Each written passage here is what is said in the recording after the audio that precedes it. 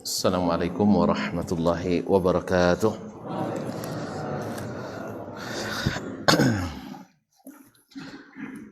Innal hamdalillah nahmaduhu wa nasta'inuhu wa nastahdihi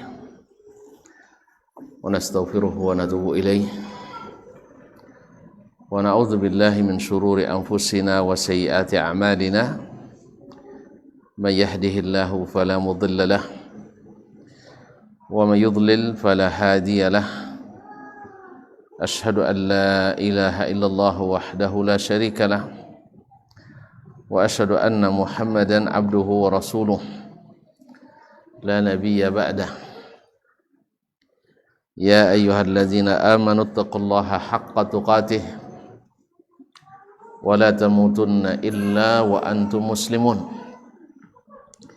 Ya ayyuhan nas ittaqu rabbakumul ladzi khalaqakum min nafsin wahidah wa khalaqa minha zawjaha وبث منهما رجالا كثيرا ونساء واتقوا الله الذي تساءلون به والأرحام إن الله كان عليكم رقيبا يا أيها الذين آمنوا اتقوا الله وقولوا قولا سديدا يصلح لكم أعمالكم ويغفر لكم ذنوبكم ومن يطع الله ورسوله فقد فاز فوزا عظيما. أما بعد فإن أصدق الحديث كتاب الله وخير الهدي هدي محمد صلى الله عليه وسلم وشر الأمور محدثاتها وكل محدثة بدعة وكل بدعة ضلالة.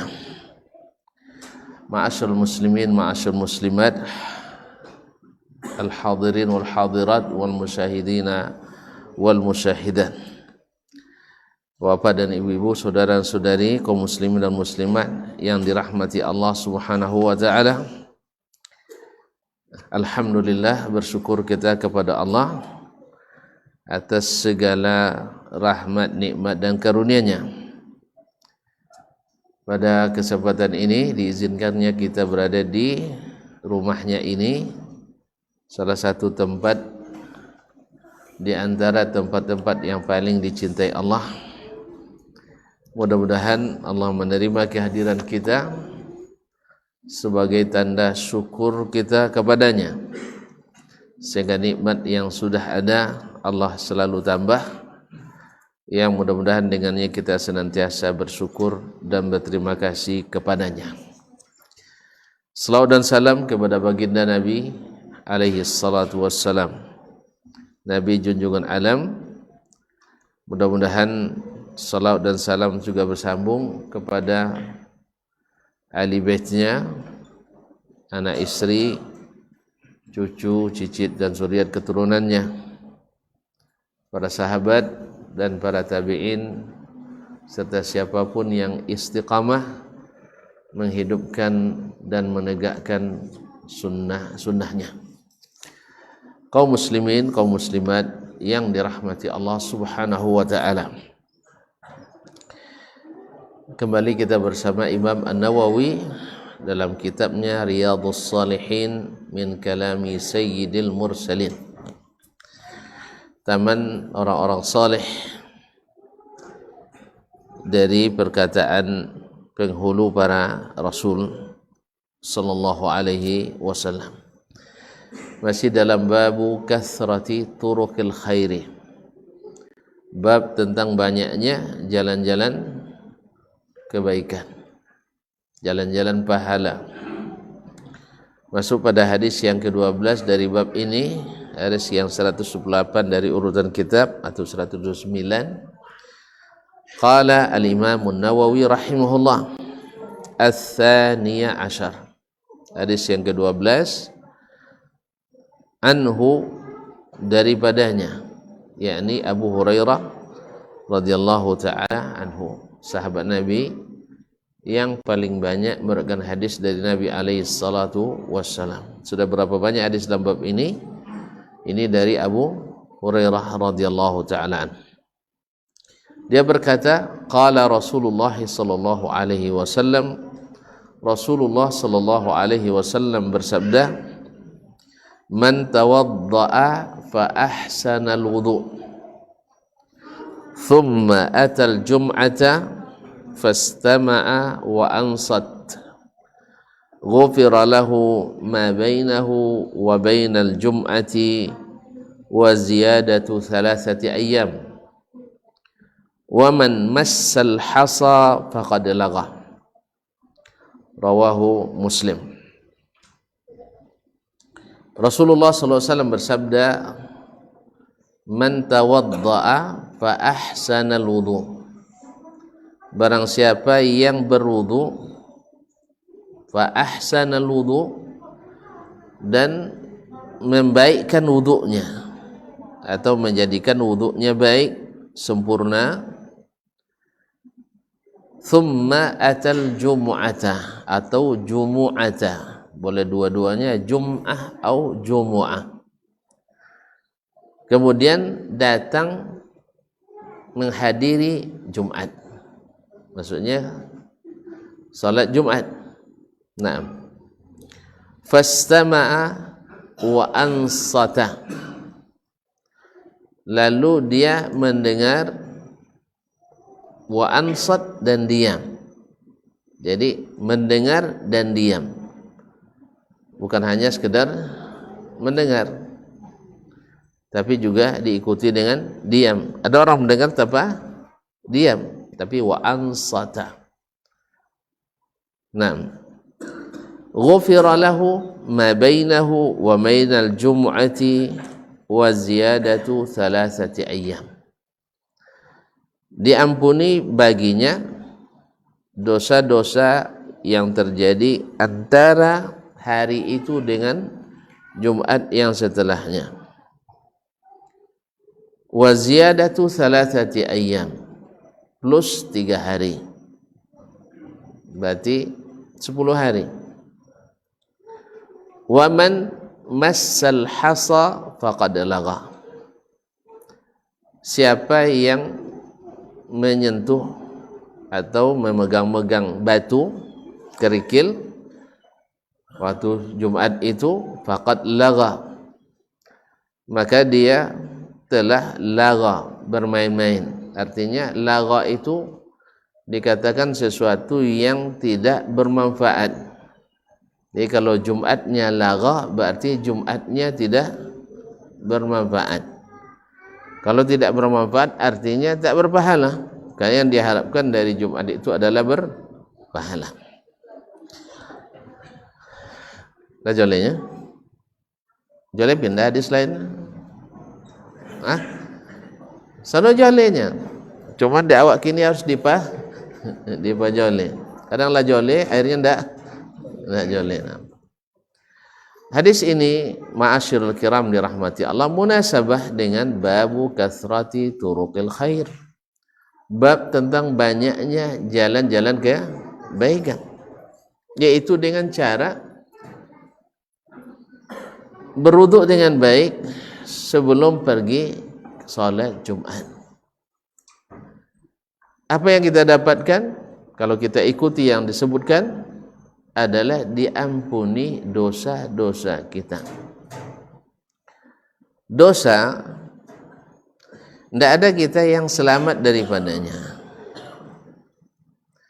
Ada yang tidak berdosa, tunjuk tangan. Hah? Yang tak berdosa, ada, tunjuk tangan. Nanti kalau ada yang tunjuk tangan, dosa lagi dia. Ya. Ya, kalau ada yang ngaku tidak pernah berdosa, berarti dia ngaku sesuatu yang tidak benar, berarti dosa lagi.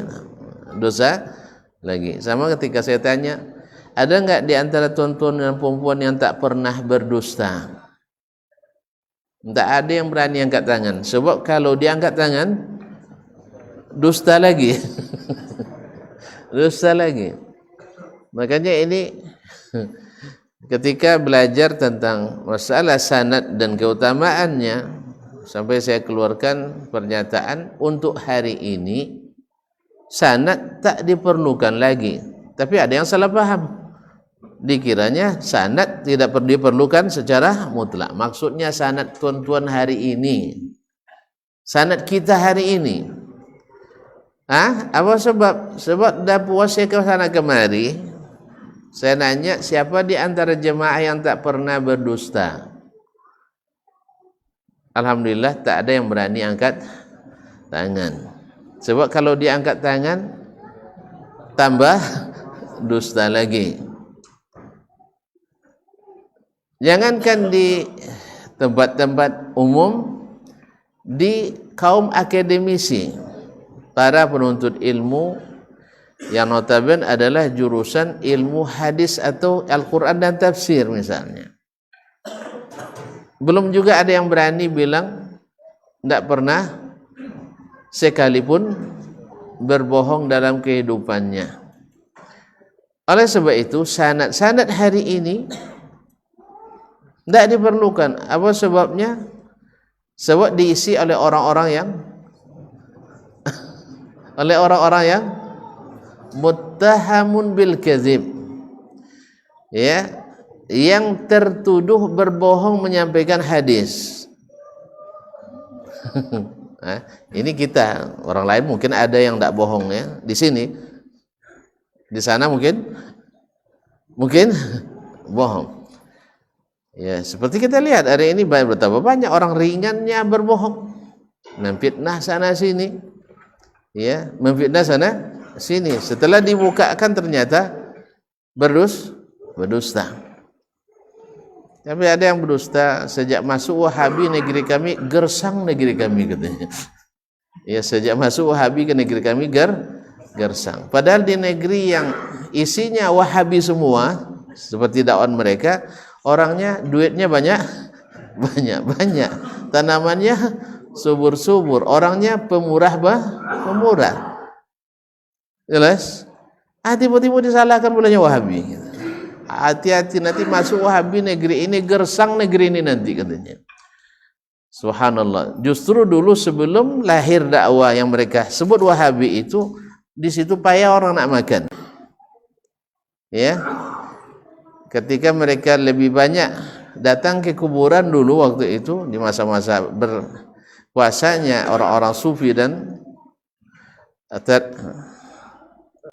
tarekat waktu itu dari Turki, justru mereka payah makan. Tapi setelah Allah kembalikan mereka kepada manhaj yang sahih yang disebut dengan Wahabi itu, Allah bukakan keberkahan dari langit dan bumi.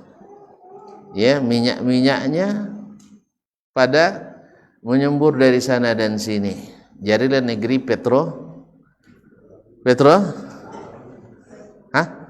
petrorupiah, petrodolar.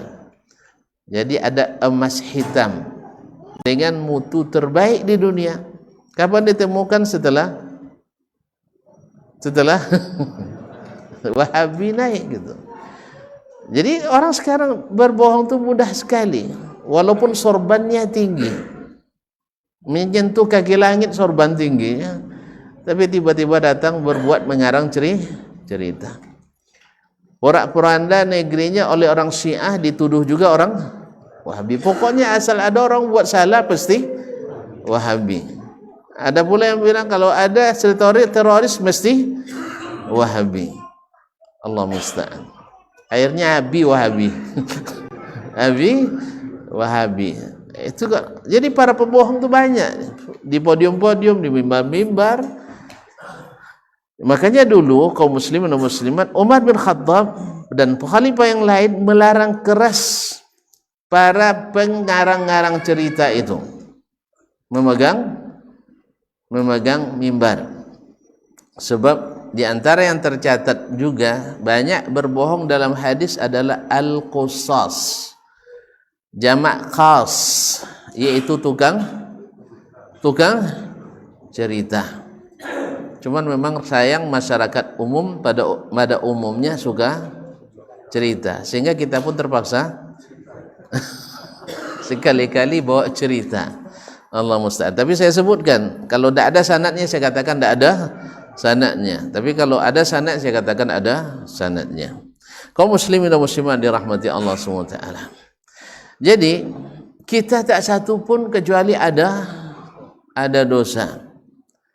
Ada yang kecil, ada yang besar. Nah, dosa-dosa itu kaum muslimin, walaupun dia kecil, tapi kalau menumpuk setiap hari dari pagi sampai petang hari, apalagi tidak tidur pula malam hari, ya, mengumpulkan dosa-dosa malam hari tambah siang hari, maka terkumpul banyak kali 7 hari. Botang sahi mau ibu pia 7 hari itu kalau 5,000, kalau mau puluh bisa je berdosa 5 buah sahi payah so ya. Bisa menekan dosa hanya 5 dosa sehari, dosa kecil bisa. Malam pun rumah atau malam tinggal di rumah tak keluar-keluar, mungkin ada dosa-dosa lain, waswas yang lain. Begitu banyaknya.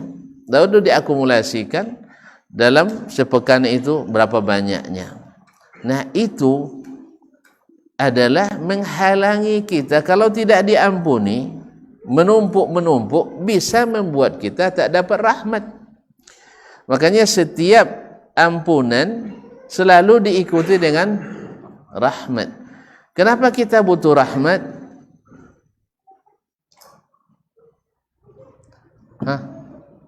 Kenapa butuh rahmat? Karena kita mesti ingin masuk surga. Tidak masuk surga kecuali orang yang diberi rahmat. Tak dirahmati kecuali orang yang diampuni. Oleh sebab itu, kenapa kita setiap beramal itu selalu minta diampuni? Karena kita beramal itu sendiri itu nikmat Allah SWT. Nikmat Allah SWT, maka kita bersyukur kita bisa beribadah kepadanya. Karena kalau bukan karena nikmatnya kita tidak dapat. Makanya minta ampun kepadanya. Tonton masih ingat 4 pemuda yang berdoa dalam Ka'bah tuh? Masih ingat? Di Hijr Ismail. Nah, doa yang terbaik apa? Lupa juga. Abdullah bin Umar. Apa doanya? Minta dosanya diampuni. Yang lain-lain nak jadi khalifah, dapat. Yang lain lagi minta jadi gubernur, nikah pula 2 orang perempuan. Masya Allah, 2 sekali mintanya. Ya, awak cik-cik sogannya minta kan, hanya 2 sekali. Nah, dapat jadi gubernur, dapat istri yang 2 tu dapat. Yang satu minta jadi ulama, alhamdulillah juga dapat. Salah satu dari 7 fuqaha Madinah bahasa tabi'in, Urwah bin Zubair. Tinggal lagi yang paling hebat, Abdullah bin Umar bin Khattab. Yang diantara mereka semua yang senior adalah, yang sahabat Nabi adalah Abdullah bin Umar bin Khattab. Apa doanya? Semoga Allah mengampuni dosa-dosaku. Allah. Sebab kalau sudah diampuni kan bersih, tidak ada tuntutan. Tidak ada tuntutan otomatis. Kalau tidak ada tuntutan otomatis ya selamat. Kalau tidak ada tuntutan, tidak ada utang, berarti selamat. Kan dosa itu ibarat utang, lalu diputihkan.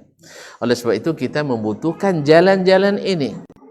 Ya, kita tidak punya yang besar, tidak punya kemampuan di bidang lain, tapi di sini kita diberikan Allah kemampuan. Yaitu siapa yang berwuduk dengan baik di rumahnya. Berwuduk dengan baik di rumahnya. Lalu datang ke masjid untuk mengikuti solat Jumat. Fastama'a wa ansat. Lalu didengarkannya imam sambil diam.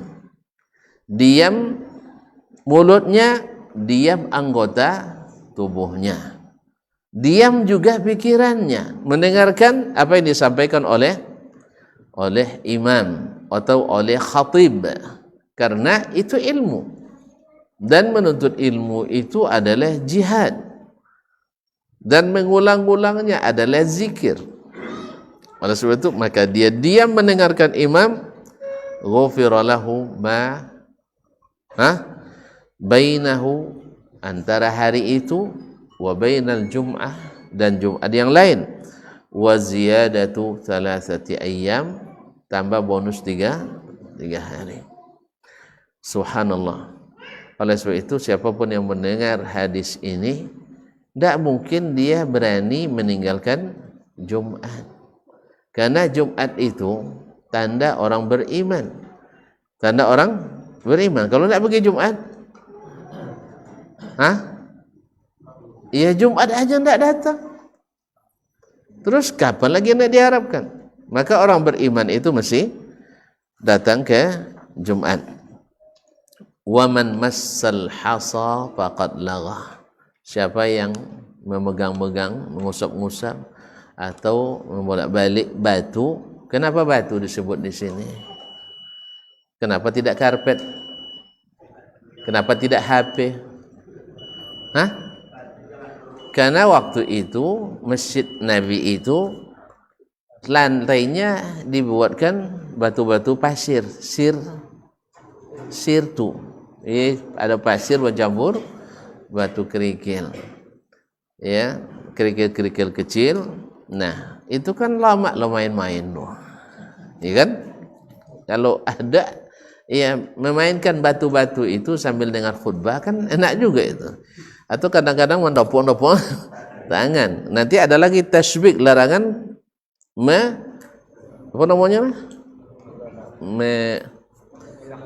menyilang ya. Apa akhirnya nyabu mah. Tasbih lah. Menautkan dua atau memasukkan jari jemari satu sama selain pada hari Jumat. Nah, ma'asyiral kiram dirahmati Allah SWT. Apa makna lagha? Tadi saya katakan, lagha artinya hilang pahalanya. Hilang pahalanya. Dia datang tapi terhitung tidak tidak ada nilainya. Hadir aja, cuma ulang liatnya. Ulang. Apa sebab nilainya kosong? Nilainya kosong. Nah, demikian pula dengan orang-orang yang memainkan. Kalau sekarang tentu dimainkan apa lagi? Handphone. Itu apa? Kota infak. Apa bicara? Nah, ini memang banyak pertanyaan. Bapak cara kota infak? Tidak main lah. Kota infak tidak main. Ada pertanyaan memang. Bagaimana dengan orang yang membawa buku dan pena mendengar khatib menyampaikan khutbah? Bila ada hal yang perlu faedah dan hikmah dicatat, boleh atau tidak? Apa cara?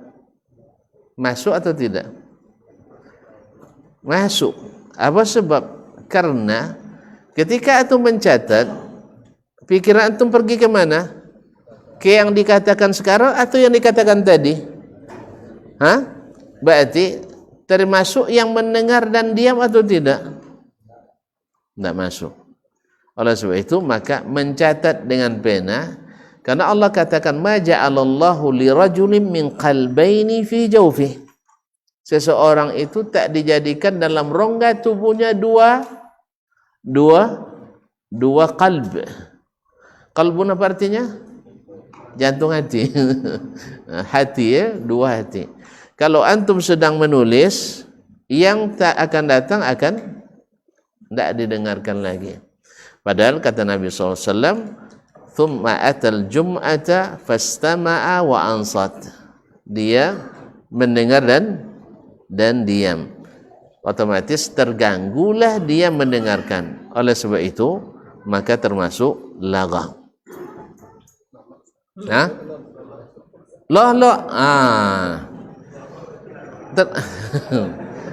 Termasuk memain-mainkan siwak. Seperti kalau siwak misalnya memainkan.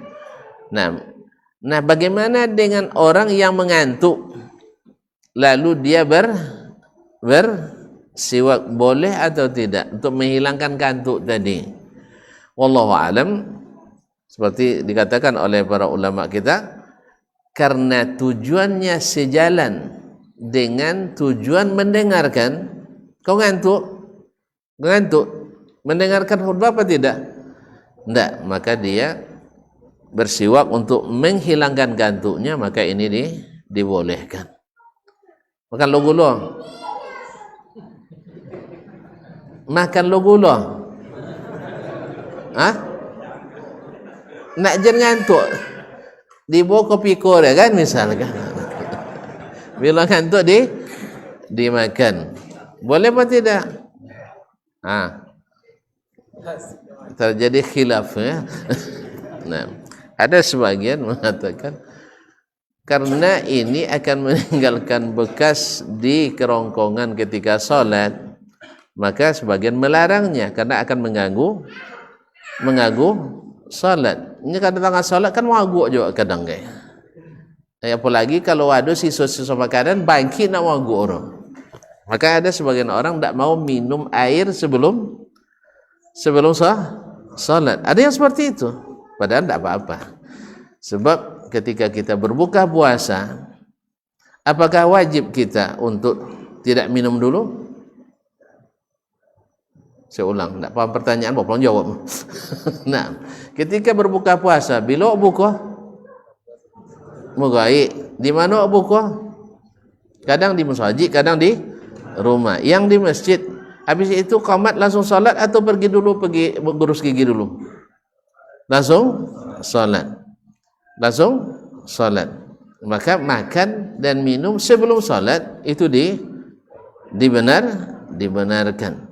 Yang tidak dibenarkan itu makan dan minum sedang salat. Itu tidak boleh. Oleh sebab itu maka memakan atau minum itu menghilangkan kantuk. Itu insyaAllah selama tidak sedang puasa. Bulan puasa kan lungam lo gulung. Itu tidak boleh. Nah, tapi di luar puasa insyaAllah tidak masalah, karena kecuali orang yang mengatakan hukumnya sama dengan hukum salat. Karena sebagian ada yang bukan menganggap, karena memang khutbah itu, dua khutbah Jumat sebagai pengganti 2 rakaat salat. Makanya sebagian berpegang berarti hukumnya sama. Sebagaimana makan dalam salat tak boleh, maka makan ketika sedang mendengar khutbah juga tidak dibolehkan. Sampai-sampai ada yang mengatakan tidak boleh khutbah kecuali dengan bahasa Arab. Karena apa? Karena khutbah itu pengganti 2 rakaat salat. Lalu kalau begitu kita katakan khatib pun tak boleh membelakangi kiblat.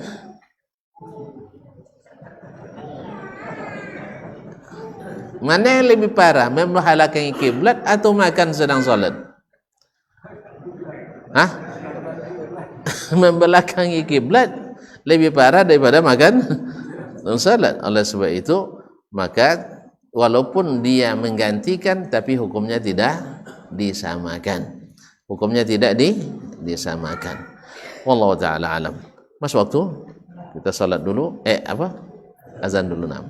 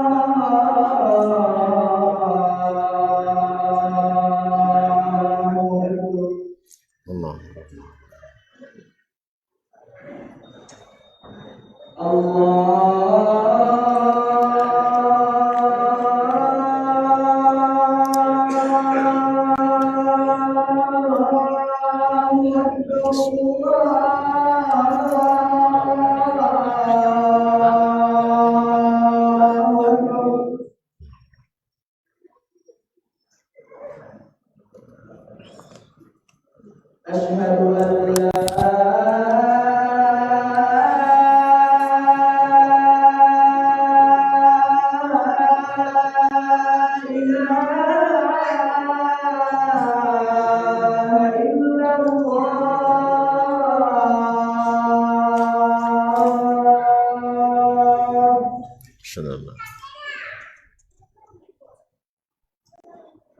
Asyhadu an la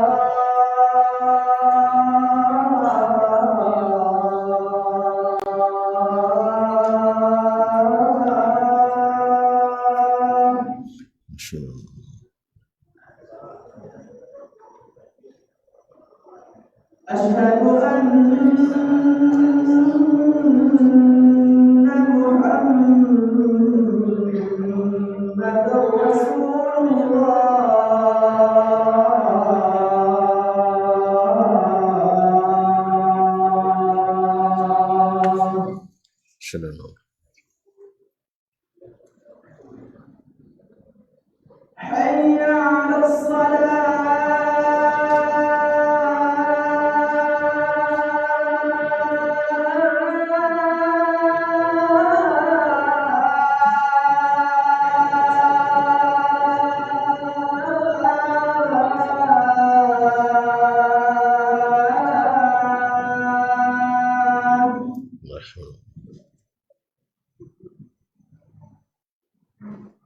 حي على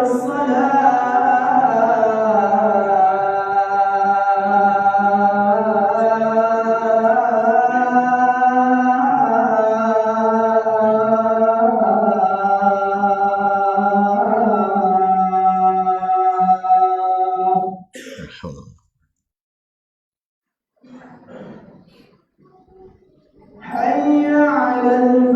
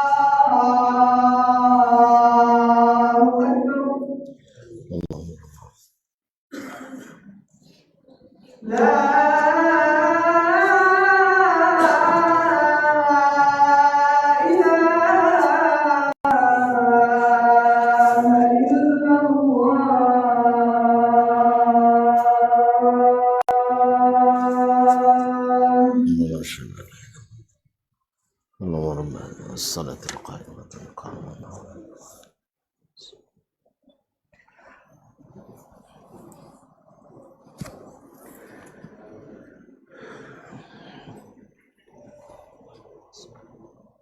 Kaum muslimin kaum muslimat rahimanillah wa iyyakum. Balik masalah man atal jum'ata wa tawadda'a, man tawadda'a fa ahsana wudu. Di sini hadis ini zahirnya orang pergi Jumat hanya boleh atau hanya dianjurkan berwudu. Bagaimana dengan orang yang tidak mandi? Orang yang tidak mandi. Kan hadis ini menyebutkan man tawadda'a fa ahsanal wudu thumma atal jum'ata fastama'a wa ansat, ya kan? ghufira lahu ma bainahu wa bainal jum'ati wa ziyadatu 3 ayyam. Sah? Wa man massal hasa faqad lagha. Siapa yang berwuduk dengan baik kemudian datang Jumat lalu mendengarkan dan diam, maka diampuni dosa dari Jumat ke Jumat tambah 13 hari. Nah, ini kan zahirnya orangnya tidak pergi Jumat tanpa mandi. Nah, apakah mandi atau wuduk saja sudah cukup? Atau mesti pergi Jumat dalam keadaan sudah mandi? Taban, barakallahu fikum kaum muslimin, mandi Jumat itu ada karena memang ada sebab lain yang mewajibkan mandi. Ya, kalau ada sebab lain mewajibkan mandi, maka ini sepakat ulama mengatakan wajib. Seperti dalam keyakinan sebagian mengambil daripada hadis Nabi SAW, man ightasala wa ghassala, siapa yang mandi dan membuat orang lain mandi. Sehingga ada istilah masyhur pula di kalangan kita, yaitu nyunnah Jumat gitu. Nyunnah di hari Jumat artinya mewajibkan diri mandi dan menyebabkan yang lain wajib, bukan mewajibkan mandi, menyebabkan wajib mandi. Berarti ada keutamaan tersembunyi di dalamnya.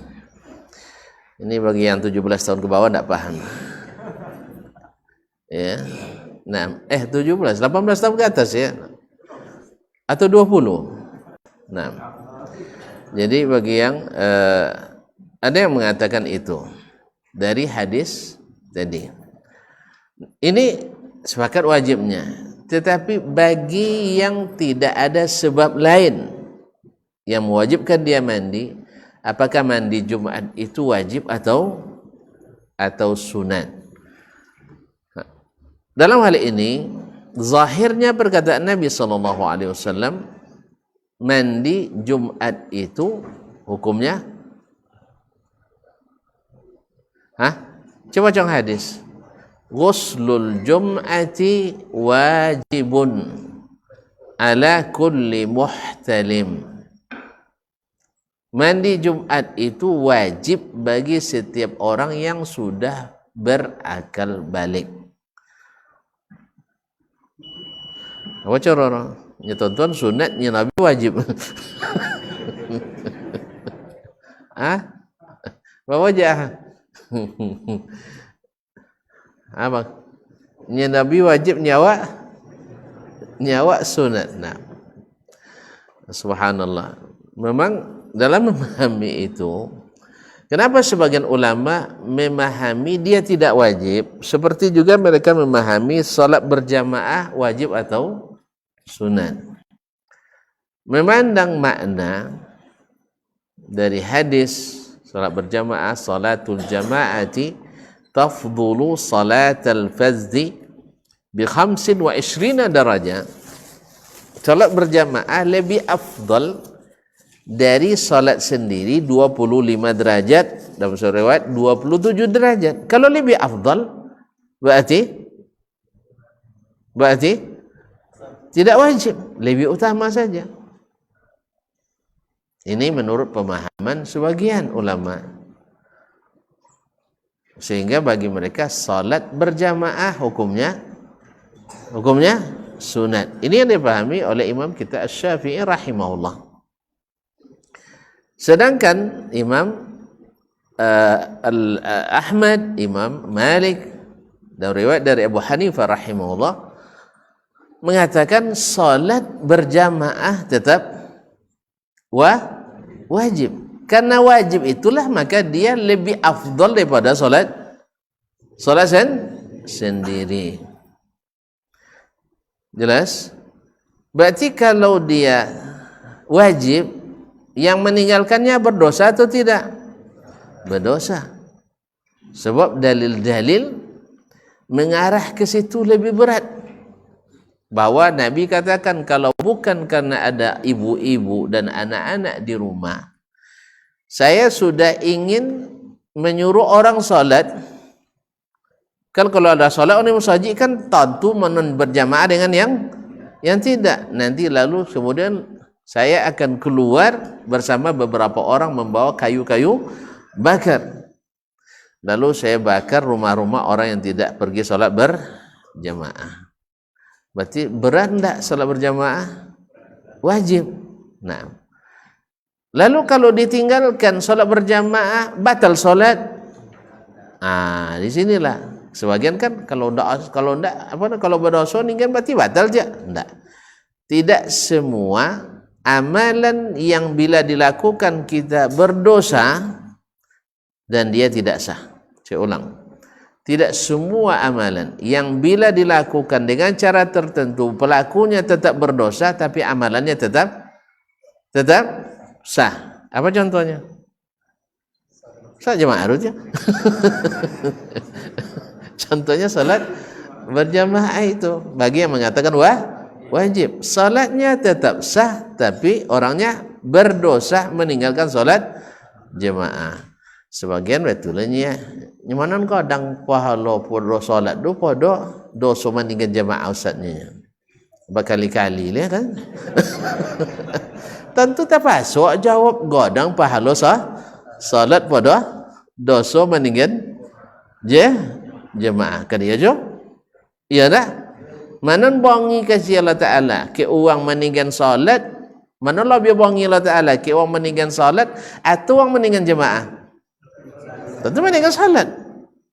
Saya meninggal salat kalau dari Islam menurut pendapat jumhur.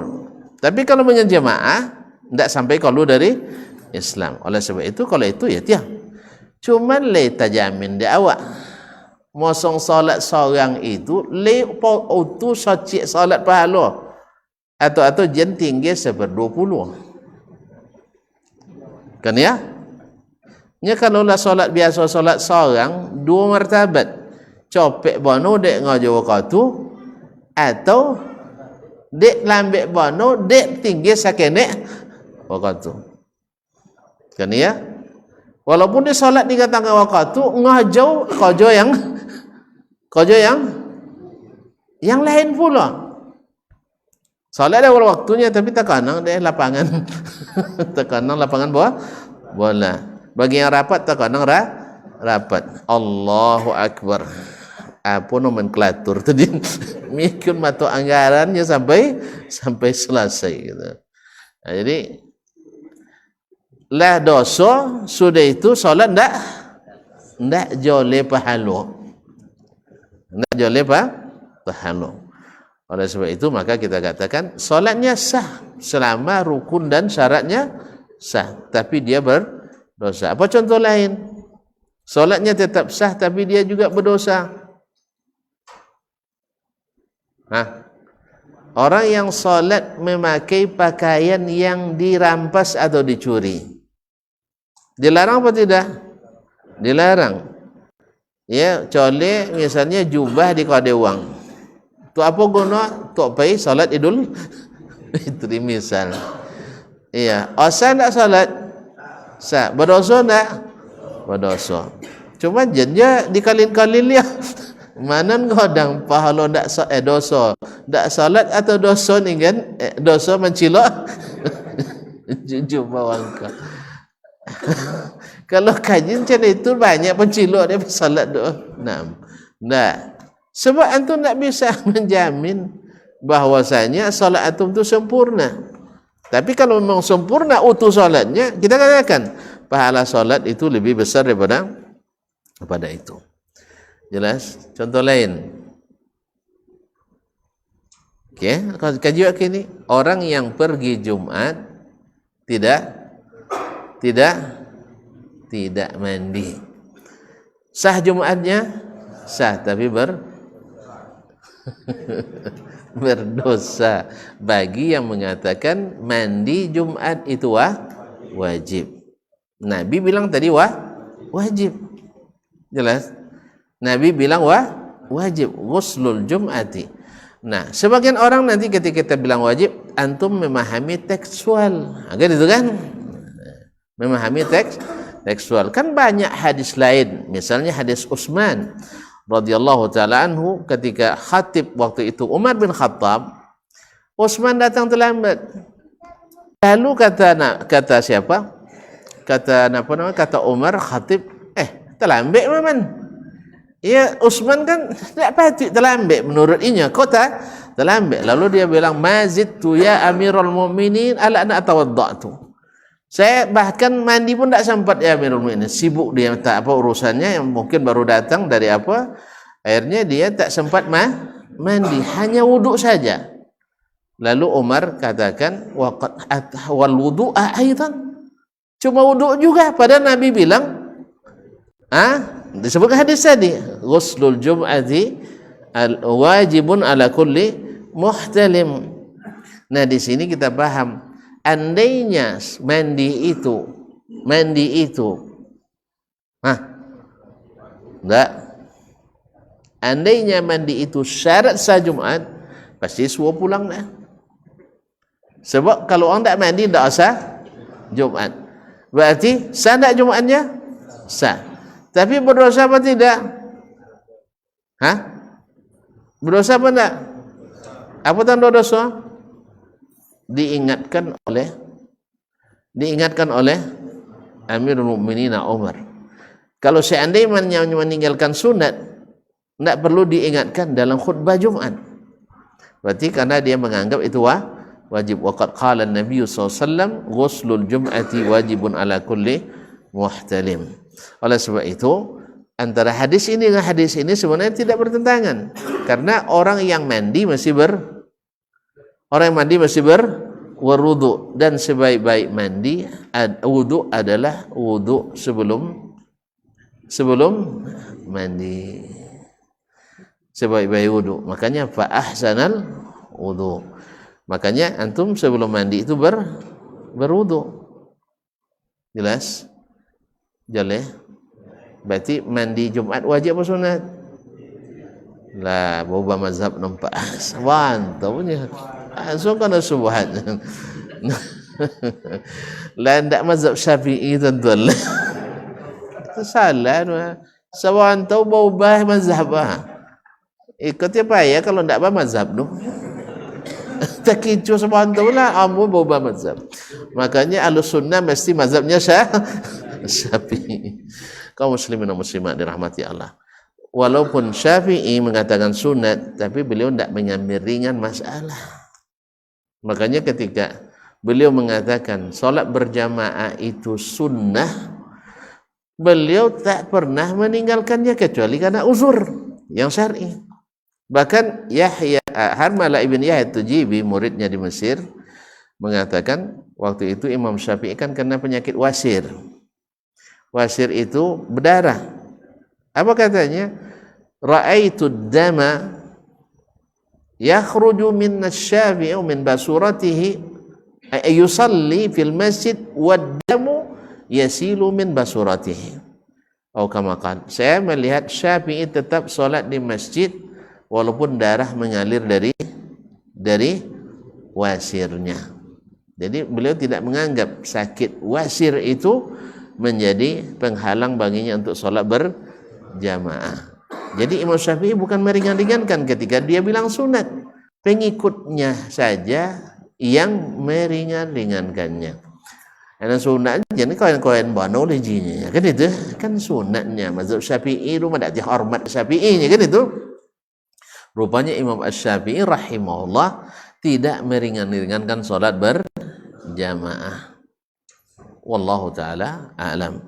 Walaupun tidak wajib menurut beliau, tapi beliau tidak menganggapnya pas masalah ringan. Sebab dia tahu bahwa ini adalah syiarnya umat Islam. Nah, cuman kenapa beliau katakan sunat? Supaya kita tidak menjadikan orang yang tidak berjamaah sebagai orang fasik. Jelas, karena ada kaitan hukum dengan hukum lain nanti. Kalau dia fasik jadi saksi tak diterima kesaksiannya, jadi wali menikahkan anaknya tidak boleh menikahkan anaknya. Kalau dia enggak fasik, misalnya diganti dengan yang lain. Maka ketika dia hanya sunat, maka kita lihat ini bapak tidak pernah solat berjamaah kecuali hari Jumat. Jumat pun di belakang sekali. Jumat pun di belakang sekali. Apalagi kalau ada pembagian nasi barakah hari Jumat. Dekat pintu dia duduknya. Berebut pula sama anak-anak. Allah musta'an. Kalau kita berpendapat wajib solat salat berjamaah, kita anggap orang ini tak boleh jadi saksi. Makanya Imam Syafi'i mendetilkan hukum karena ada rentetan hukum lain yang berkaitan dengan masalah, bukan untuk meringankan masalah seperti yang dianggap oleh sebagian orang yang banyak masalah. Wallahu ta'ala alam. Oleh demikian, maka wudhu yang disebutkan dalam hadis ini lebih baik disertai dengan mandi, baik itu wajib menurut sebagian besar ulama ataupun sunat menurut sebagian yang lain. Tetap mandi itu dianjurkan. Wallahu ta'ala a'lam. Saya kira demikian dulu kaji kita malam ini, mudah-mudahan bermanfaat. Ini adalah sebagai salah satu pintu kebaikan, jalan kebaikan untuk melunasi hutang-hutang kita kepada Allah Tabaraka wa ta'ala. Mohon maaf dan terima kasih. Apa tuh?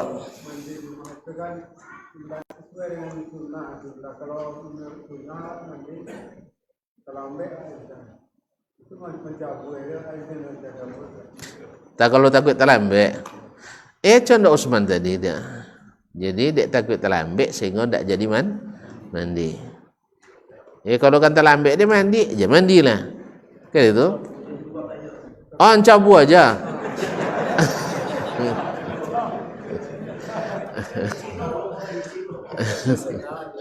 Oh gitu. Jadi karena dia waktu tak banyak langsung mencabu. Lama mana wuduk tu? Wuduk tu lama mana?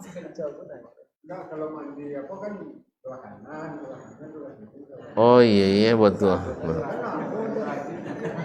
Iya tiap.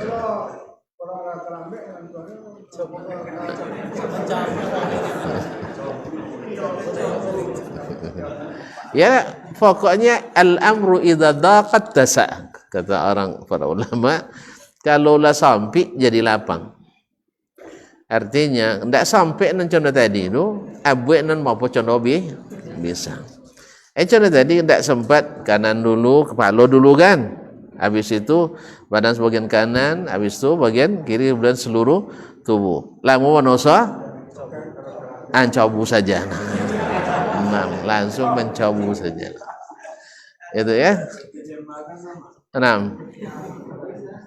6 Syekh. Tadi kan di mandi itu kan didahulukan dulu. Seandainya setelah dulu, kan kita buang air kecil, apa kita menunggu lagi? Ulang lagi lah, dah batal dia. Dah batal dia. Atau buang angin, atau menyentuh kemaluan setelah itu. Makanya menyentuh kemaluan itu kan sebelum berwudu. Bersuci kita, istinja atau istinja air kecil, air besar itu sebelum berwudu. Artinya setelah wudu tidak ada kisah daerah itu dulu lah. Tapi kalau adanya masuk daerah itu berarti wudu lagi. Iya, apalagi memang sebagian memang di ketika mandi itu walaupun sudah buang air sebelumnya juga buang air di waktu mandi kan ya, ada sebagian janjian sodogah. Ada sebagian yang memang waktu mandi itu walaupun sudah buang air sebelumnya tetap buang air di waktu mandi. Kalau demikian halnya harus diulang kembali wudunya karena buang air itu membatalkan wudu. Wallahu ta'ala a'lam.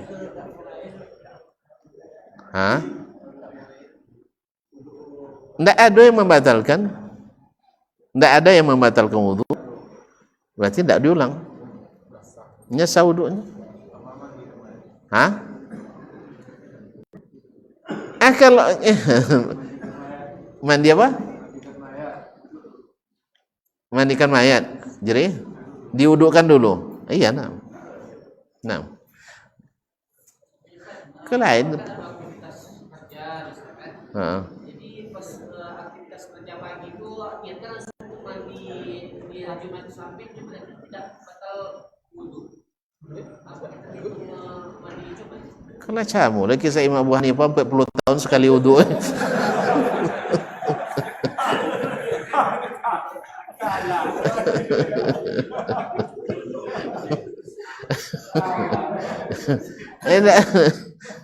Mungkin walaupun itu jarang kan, artinya 40 bukan 40 tahun.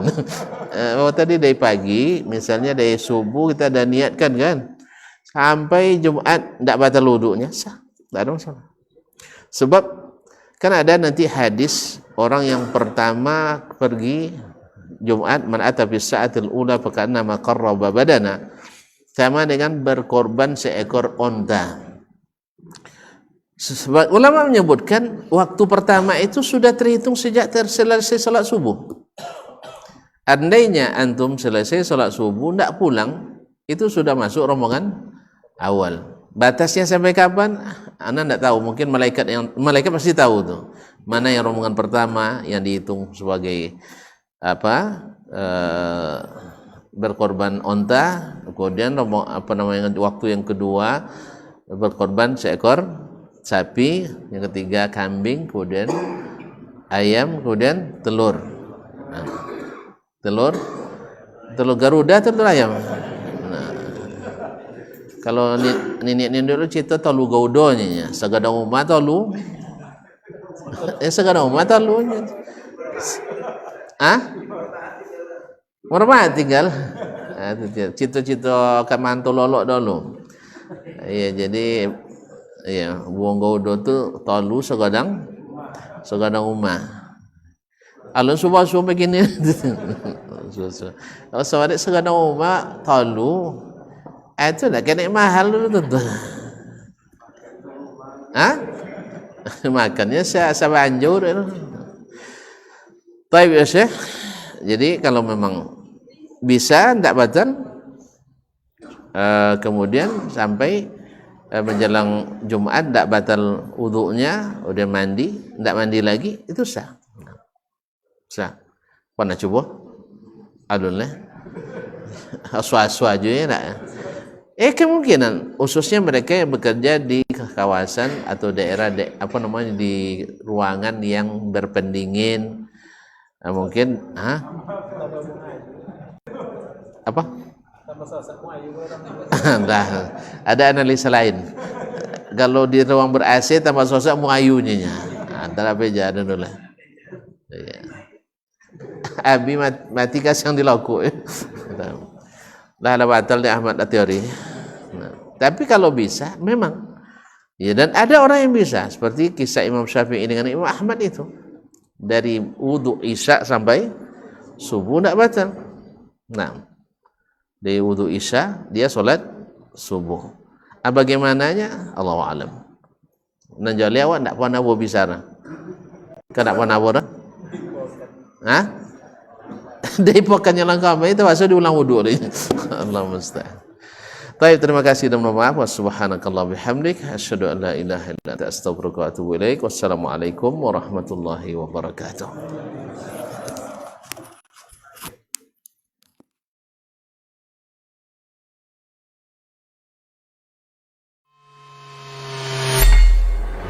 Di para sahabat itu, kaum muslimin, yang terbayang bagi mereka itu adalah infak. Yang terbayang bagi mereka adalah sebuah kebahagiaan, keselamatan di akhirat yang kekal dan abadi di sisi Allah tabaraka wa taala. Semua kita boleh klaim sekarang. Kamu cinta Nabi? Cinta Ustaz. Cinta Nabi? Cinta Ustaz. Termasuk saya. Cinta Nabi? Cinta. Kapan tahunya? Besok di akhirat. Maka apa kata Nabi sallallahu alaihi wasallam? Amalur rajuli biyadihi. Penghasilan yang terbaik adalah pekerjaan yang dilakukan oleh seseorang dengan tangannya sendiri. Wa kullu bai'in mabrur, dan setiap jual beli yang mabrur. Ini aktivitas ini membantu saya di akhirat atau akan menyulitkan saya di akhirat? Kalau seandainya perbuatan itu ternyata akan menyulitkan kita di akhirat kelak, tinggalkan perbuatan itu.